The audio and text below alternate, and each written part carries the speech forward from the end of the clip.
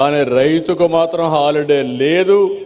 Corona టైంలో కూడా పనిచేసి అందరికీ అన్నం పెట్టిన రైతన్నని ఎట్టి పరిస్థితుల్లో మర్చిపోవడానికి వీలు లేదు. అలాంటి భూమిని ఆ సమస్యను అతలాకుతలం చేశారు. ఎన్నికల ముందు నేను మాట్లాడాను. నేను ఆ రోజు చెప్పాను, తప్పు చేస్తున్నారని ఆనాటి ప్రభుత్వంలో ఉండే ముఖ్యమంత్రికి పార్టీకి హెచ్చరించాను. సున్నితమైన సమస్యతో తలగొక్కుంటే మసైపోతారని కూడా చెప్పా.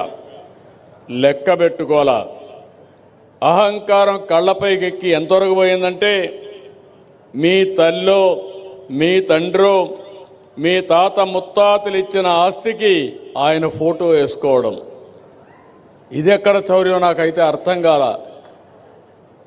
ఇంకో పక్కన మీరు ఒకసారి చూస్తే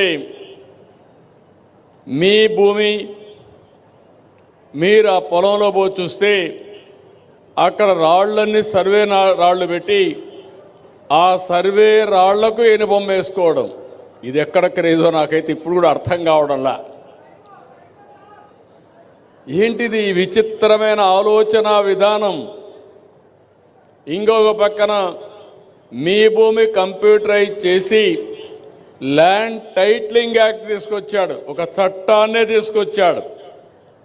ఆ చట్టాన్ని తీసుకొచ్చి ఆ చట్టానికి అధిపతుల్ని ప్రైవేటు వ్యక్తులు పెట్టారు. గవర్నమెంట్ వాళ్ళు కాదు, ఎంఆర్ఓ కాదు.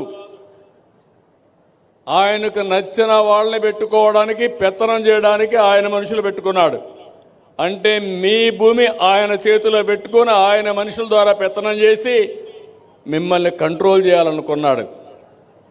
నేను చెప్పి వినకపోతే నేను ఆ రోజు ల్యాండ్ టైటిలింగ్ యాక్ట్ని, పట్టాదారు పాస్ పుస్తకాన్ని దగ్ధం చేసే పరిస్థితికి వచ్చారు. మీరందరూ చూసుంటారు. అలాంటి పరిస్థితి తీసుకొచ్చాడు. నేను ఒకే మాట చెప్పాను, ఇంకో పక్క మీ భూములు ఆయన సొంత మనుషులు కంప్యూటర్లో పెట్టుకొని ఎక్కడో అమెరికాలో పెట్టుకున్నారు. ఏ తమ్ముళ్ళు ఊహించారా నేను అడుగుతున్నా. ఒకవేళ కానీ ఎలక్షన్లో తెలుగుదేశం ఎన్డీఏ కూటమి రాకపోయింటే మీ భూములు గోయిందా గోయిందా. అవునా కాదా? అవునంటే చేతుల పైకెత్తండి. అది ఆనాటి పరిస్థితి. నాకంటే రాజకీయాల్లో ఎవరు సీనియర్ లేరు దేశంలో కూడా.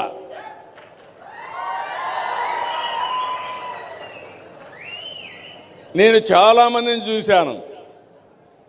నిన్న మొన్న వచ్చిన వాళ్ళు ఇంత ప్రమాదకరమైన ఆలోచనలు చేశారంటే చాలా బాధ కలుగుతుంది. నేను ఆ రోజు ఒక హామీ ఇచ్చాను, మీకు గట్టిగా చెప్పాను, మీ ఆస్తులు మీకు భద్రత ఇది ఉండాలి. మీ భూమి మీ హక్కు, వేరే వాళ్ళ ఫోటో ఉండడానికి వీలు లేదు. రాజముద్రతో మళ్ళీ మీకు పట్టాదారు పాస్ పుస్తకాలు ఇస్తానని చెప్పాను. అదే సమయంలో ల్యాండ్ టైటిలింగ్ యాక్ట్ రద్దు చేస్తానని చెప్పాను. రెండో సంతకం దాని మీదనే పెట్టాను. నేను మెగా డిఎస్సి పెట్టి రెండో సంతకం ల్యాండ్ టైటిలింగ్ యాక్ట్ రద్దు చేశాను. ఇంకొక విషయం కూడా ఇక్కడ మీరు గుర్తుపెట్టుకోవాలి. రైతుకు భూమి అనేది ఆస్తే కాదు, ఇది మీకు జీవనాధారం, మీ కుటుంబానికి భద్రత, మీ భవిష్యత్తుకు నమ్మకం. అది ఎకరా కావచ్చు, అర్ధ ఎకరా కావచ్చు, 5 సెంట్లు కావచ్చు, కనీసం ఇంటి జాగా కావచ్చు.